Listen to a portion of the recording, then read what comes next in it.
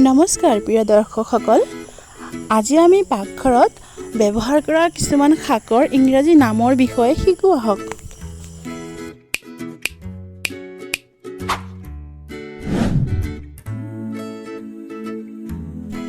দৰ্শক বন্ধুসকল, আজি আমাৰ প্ৰথম শব্দটো হৈছে পুৰৈ শাক। ইংৰাজীত কোৱা হয় ইয়াক মালাবাৰ স্পিনেচ।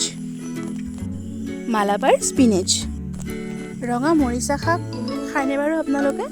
ইংৰাজীত কোৱা হয় ইয়াক ৰেড এমাৰেন্থ। ৰেড এমাৰেন্থ। দৰ্শক বন্ধুসকল, আমাৰ তৃতীয় শব্দটো হ'ল কলমৌ শাক। ইংৰাজীত ৱাটাৰ স্পিনেচ। Water spinach. পালেং শাক চবৰে প্ৰিয়। ইংৰাজীত স্পিনেচ। জনি পাত পাৰ্সলি।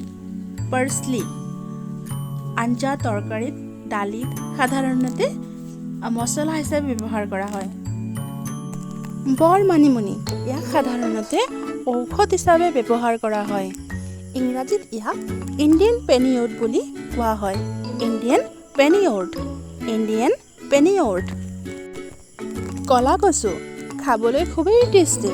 ইংৰাজীত এলিফেণ্ট ইয়াৰ বুলি কোৱা হয়। এলিফেণ্ট ইয়াৰ। গুৱামুৰি, ইংলিছত ফেনেল হাৰ্ব। Fennel herb. ঢেকীয়া, ইংলিছত ফিডেলহেড ফাৰ্নছ। দুৰন, ইংলিছত লিউকাছ এস্পেৰা। মান ধনিয়া, নগা ধনিয়া বা কটা মছলা।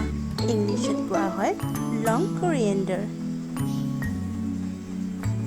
ভিডিঅ'টো ভাল লাগিলে লাইক, কমেণ্ট, শ্বেয়াৰ আৰু ছাবস্ক্ৰাইব কৰিব। আজিৰ কাৰণে বাই বাই।